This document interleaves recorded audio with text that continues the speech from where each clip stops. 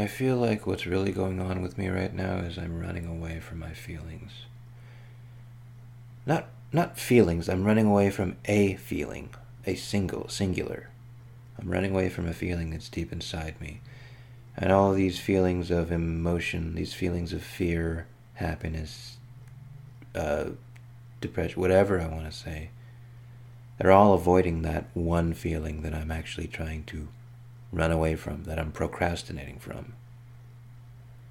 And I'm almost certain that it's the truth, but I'm also very certain that I don't want it to be true, because it feels wrong.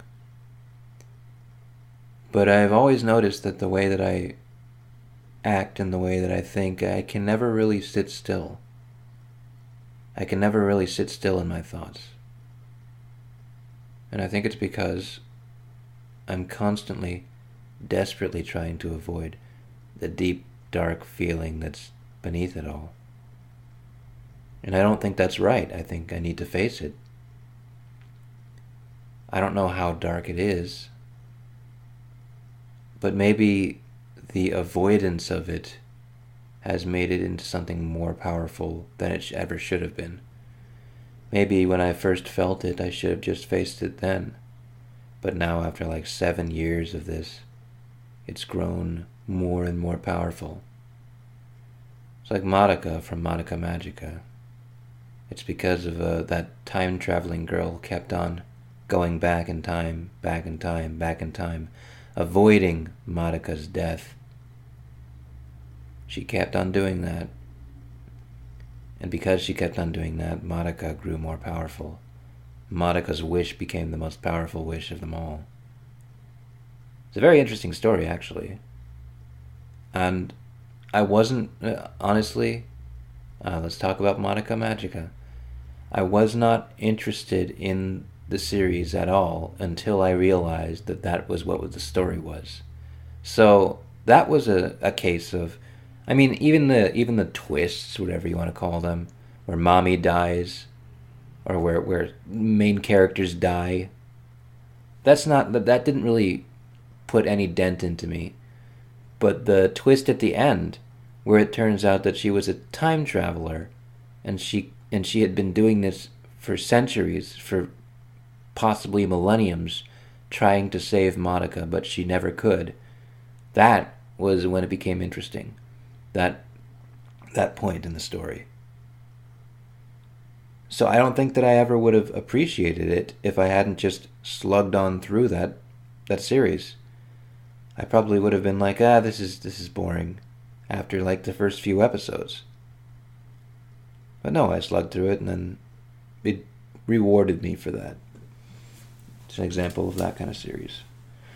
Anyways, what was I talking about? I was talking about like this feeling of depression, or this feeling of awfulness that I feel inside of myself, that I'm constantly trying to run away from, but I don't think it's appropriate to run away from.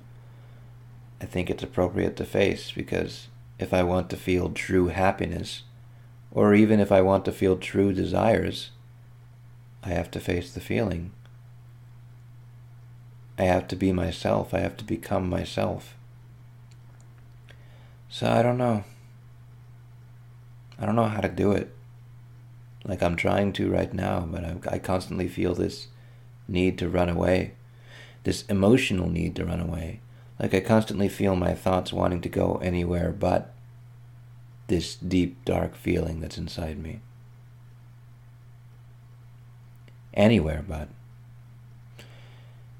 But I need to get over that, I guess. I mean, I don't even know if this is true. I don't even know if it's true that there's a deep, dark feeling inside me. I felt like it was true a few minutes ago, or, 10 minutes ago or something. But now all these other feelings are coming out on top of it, and I'm not sure anymore. I think that it is true, though. I think that in my heart of hearts, I know that it's true, that I've been running away from this feeling for a long time, and I need to face it. But it's very difficult to do that. And part of me is saying, like, well, Now that I know that that's the feeling, shouldn't I just be happy now? Shouldn't I have already have faced it? Well, I guess that's just not the way that feelings work. Feelings are not intellectual, they're feelings. And facing a feeling takes as long as facing a feeling takes. And you can't just say that you've done it after acknowledging that it exists. That's not going to end it. You have to face it for as long as it needs you to face it. You have to come to terms with it. And sometimes that can take a long time. I hope that it doesn't take too long, because I've already kind of wasted 7 years of my life running away from it and not really doing anything productive. But I don't know how long it's going to take. And part of me is like saying like, oh yeah, but there's going to be no production. I'm not going to be productive at all if I spend time looking at this feeling, if I spend time acknowledging this feeling, or whatever it needs me to do. But if I don't, I will never quite feel real happiness, I guess.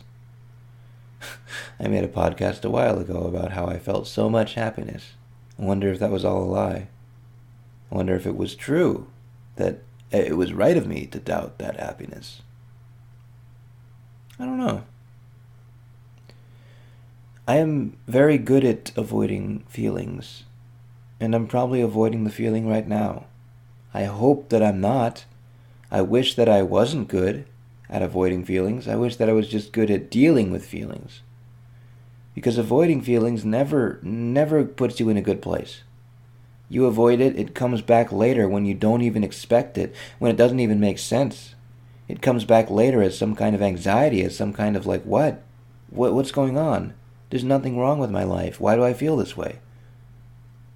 So, I'm trying to face it.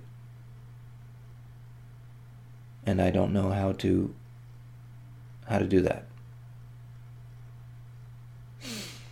And do I have anything else to report? Not really. I am on break today. I don't have to go to work because I have the day off. And that's good. But it's also bad because for some reason, whenever I have a day off, I feel a lot of anxiety because I'm never productive on a day off. I'm always a little bit more productive, and it's a little easier to do something on a work day. But the day off is the day that I think that I should, pursue my dreams and passions and whatnot. But I never do. I always just kind of sit around and procrastinate or watch YouTube videos or something. So, but I think I'm starting to get over that because I'm making this Kokino Podcast. But, yeah, I don't know. That's all I have to say. I just, feeling, the feeling inside me hasn't gone away. And I don't know if it ever will. And I don't know if it ever needs to. I don't know. That's the big takeaway with this podcast. I don't know. And I wish that I did. I wish that I had a lot more certainty, but I don't. Right now, I feel like I'm okay. But I think beneath this feeling like I'm okay, there's a feeling like I'm not. And that's the true feeling. So what do I do? What do I do? How do I get past this? I just don't know. I just don't know. I have no idea. I'm lost. Completely lost.